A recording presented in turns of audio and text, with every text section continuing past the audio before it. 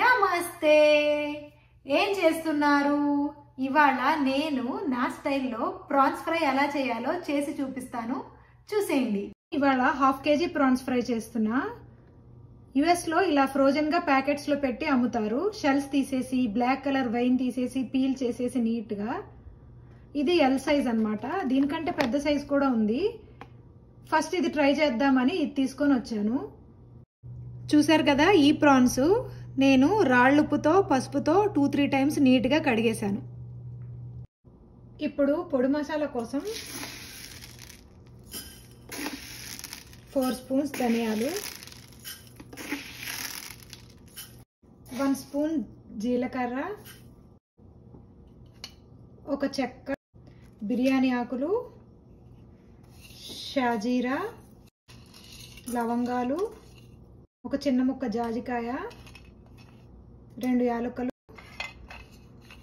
2 star పువ్వులు, 2 వెల్లుల్లి రెబ్బలు కూడా వేసి మీడియం ఫ్లేమ్లో కాసేపు ఫ్రై చేసుకొని చల్లారిన తర్వాత మిక్సీ పట్టేసుకోవాలి పౌడర్ లాగా.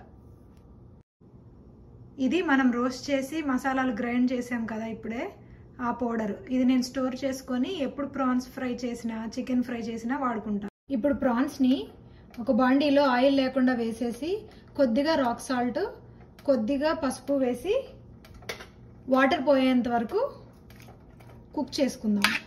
మనం వాటర్ వేయకుండానే రాళ్ళు వేసాం కదా ప్రాన్స్లో, వాటర్ ఇలా వస్తాయి అండ్ ప్రాన్స్ గట్టి పడతాయి. ఆ వాటర్ అంతా పోయే వరకు కుక్ చేసుకుందాం. ప్రాన్స్లో వాటర్ అంతా పోయాయి. స్టవ్ ఆఫ్ చేసుకుంటున్నాను. ఇవి పక్కకు పెట్టేద్దాము. ఇప్పుడు గ్రేవీ కోసం ఒక పెద్ద ఆనియన్ని కట్ చేసుకుంటున్నాను మిక్సీ వేయడం కోసం.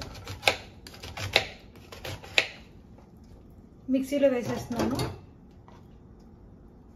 కొన్ని పచ్చి కొబ్బరి ముక్కలు సన్నగా కట్ చేసుకున్నాను, ఒక గుప్పుడు ఉంటాయి.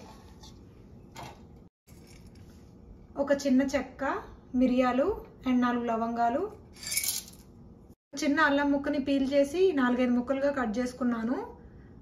ఇంకా 4 రెబ్బలు వెల్లుల్లిపాయ ముక్కలు కూడా దీంట్లో వేసేస్తున్నాను.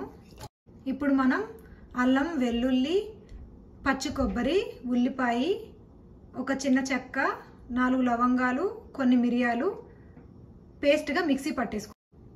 ఇది మనం గ్రేవీ కోసం ప్రిపేర్ చేసుకున్న ఆనియన్ పేస్ట్. ఇప్పుడు స్టవ్ ఆన్ చేసుకొని బాండీ పెట్టి, మనం కూర కోసం పెట్టుకునే బాండీ, ఆయిల్ వేసుకోవాలి. ఫ్రై కాబట్టి నేను నూనె గరిటెతో 3 గరిటెల నూనె తీసుకుంటున్నాను. ఇది నేను ఇండియా నుంచి తెచ్చుకున్నాను, నాకు దీంతోనే అలవాటు. ఆయిల్ కొంచెం హీట్ అయిన తర్వాత మనం ప్రిపేర్ చేసుకున్న ఆనియన్ పేస్ట్ ఆయిల్లో వేసేయాలి. ఎక్కువ వేడైపోతే మన మీద ఆయిల్ చిందుతుంది.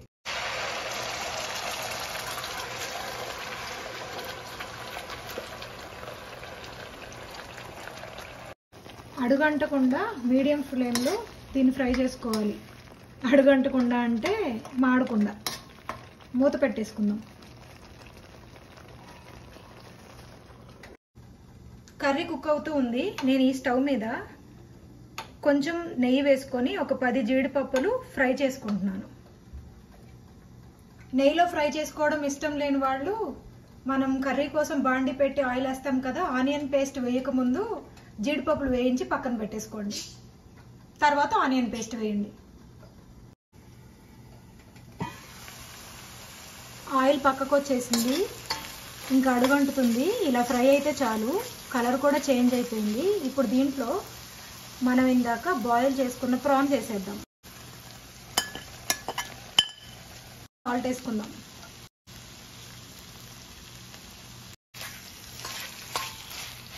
కవర్ చేసి కాసేపు కుక్ చేసుకుందాం మీడియం ఫ్లేమ్లో. ఆయిల్ సెపరేట్ అయిపోయి మంచిగా కుక్ అవుతుంది. ఇప్పుడు దీంట్లో చాప్ చేసుకున్న 2 పచ్చిమిర్చి, కరివేపాకు వేసేద్దాం.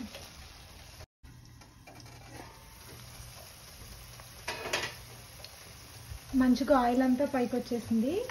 కారం వేసేద్దాం. మేము కారం ఎక్కువే తింటాము. నేను 2.5 స్పూన్స్ కారం వేస్తాను. బాగా మిక్స్ చేసేసుకొని మీడియం ఫ్లేమ్లో కాసేపు ఉంచేద్దాం. మూత పెట్టాను. వావ్, ఆయిల్ పైకి వచ్చేస్తుంది కదా. దీంట్లో ఇప్పుడు మనం ఒక పెద్ద స్పూను పొడి మసాలా వేసేస్తున్నా. కొత్తిమీర కూడా చాప్ చేసేస్తున్నా చిన్న చిన్నగా. మంచిగా మిక్స్ చేసేసి దీనిలో మనం వేయించి పెట్టుకున్న జీడిపప్పులు వేసేద్దాం. ఒక్క నిమిషం తర్వాత ఒకసారి చెక్ చేద్దాము ప్రాన్స్ ఉడికాయో లేదో అని. ఇలా కట్ చేసి చూద్దాము. కట్ అయిపోతుంది చూసారా. ప్రాన్స్ ఫ్రై రెడీ అయిపోయింది. తప్పకుండా ట్రై చేస్తారు కదూ. స్టవ్ ఆఫ్ చేసాను, ట్రై చేస్తున్నాను.